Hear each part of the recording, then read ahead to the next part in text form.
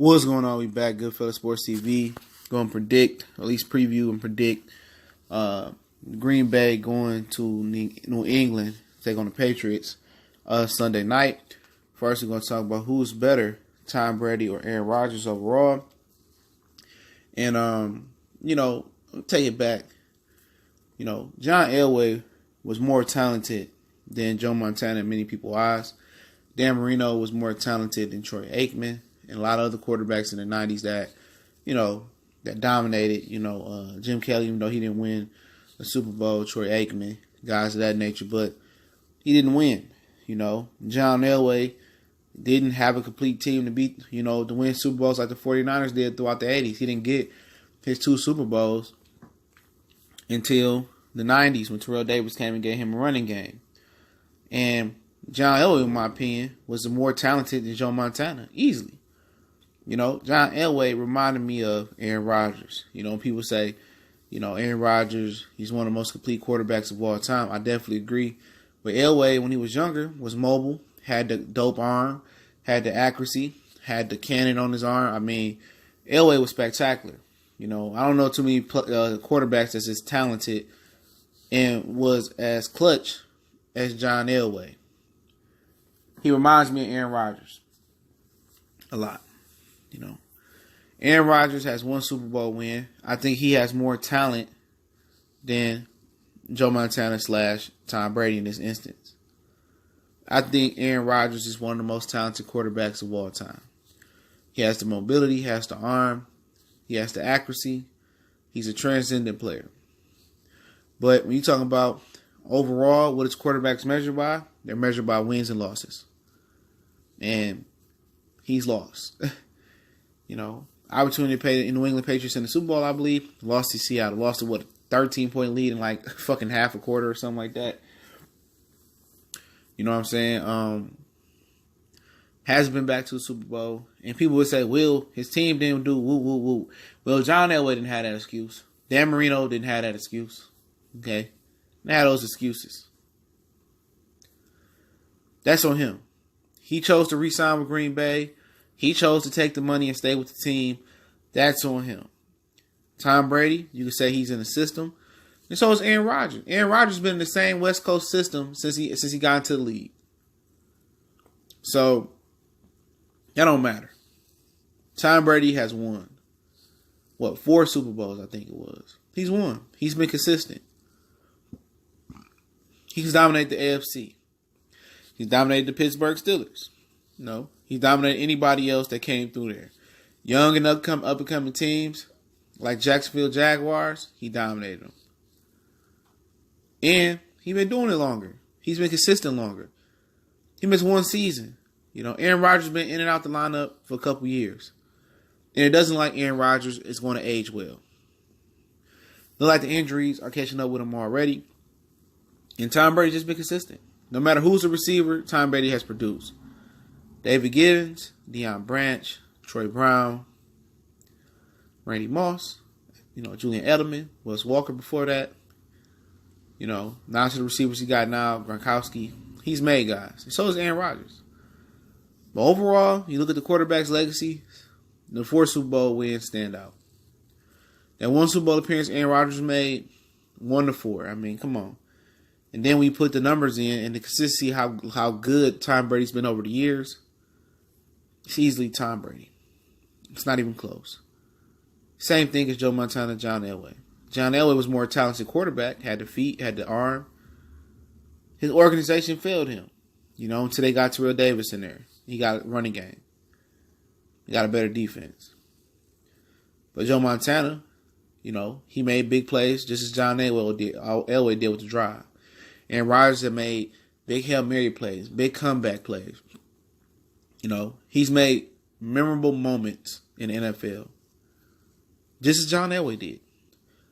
But Montana and Brady, they won. And they won consistently. They were good for over a long period of time. And that's how you got to look at it. Same thing when people try to put people over Elway. They try to put Peyton Manning over Elway. They try to put, Brett Favre over Elway. They try to put all these other quarterbacks. No. Pound for pound, talent for talent, John Elway and Aaron Rodgers are two of the most supremely talented quarterbacks I've ever seen.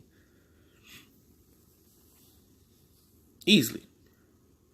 I don't think it's two other more talented quarterbacks than them two in NFL history. They got results. That was clutch. And with a Super Bowl.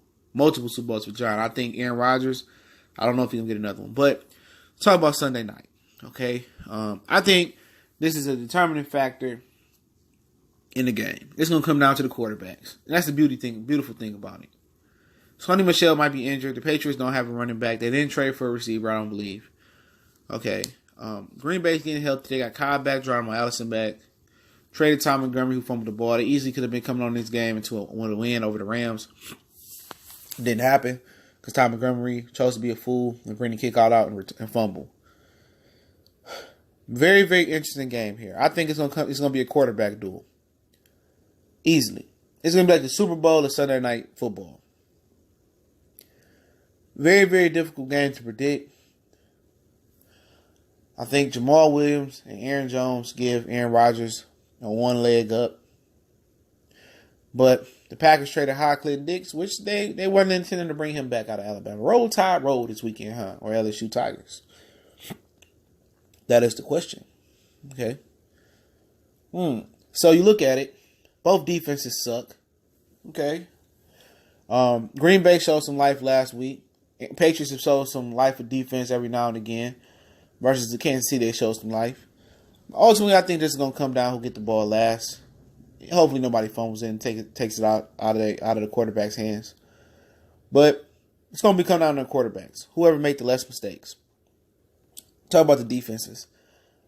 Patriots, Dante Hightower didn't dress last week. Healthy scratch, I heard. I heard he was dealing with a knee injury, though.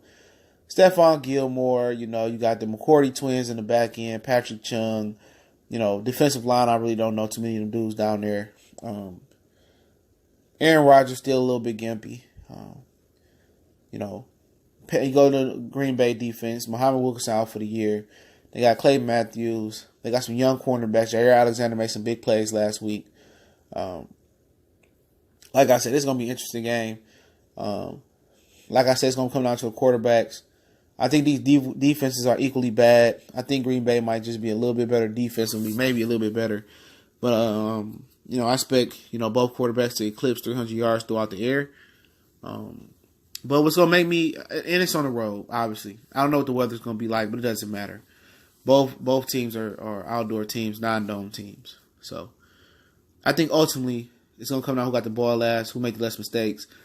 And ultimately, I'm going to get a leg up to the Green Bay Packers. And I'm going to tell you why. Because they have two running backs that can run the ball. James White is not a running back. I don't think Sonny Michel is going to be back this week, at least not 100% healthy.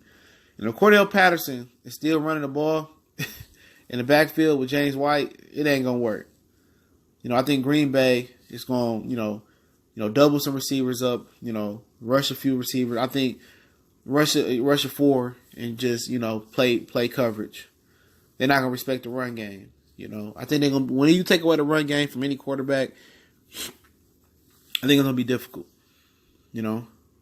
So I get an edge to Green Bay to win this game, just off the simple fact that New England may not have no run game.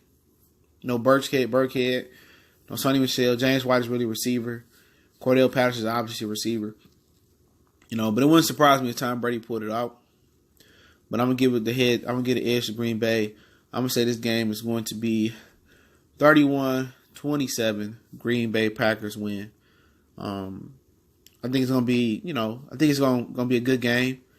I think, Welker is gonna be a prominent factor. I think Gronkowski has just totally fell off this year. I think the injuries caught up with him. I think after this year he need to reevaluate his circumstances and potentially retire. That's just my personal opinion. But I think Devontae Adams have a big game, or Jimmy Graham have a big game.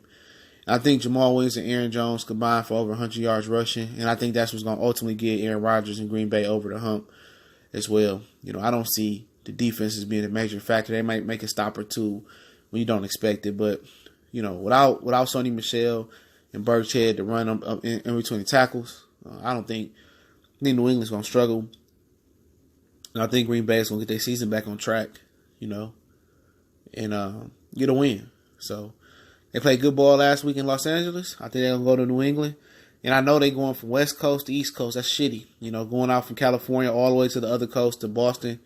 I know that may be a factor in it. They might start off a little bit slow, rusty. But I think the running game and I think their defense steps up to make a play or two. It's Goodfellas Sports TV. Shout out to everybody holding us down. Appreciate you guys. Subscribing, liking the videos. Make sure you guys follow us on Instagram. Twitter and Facebook. We're just on Twitter and Facebook.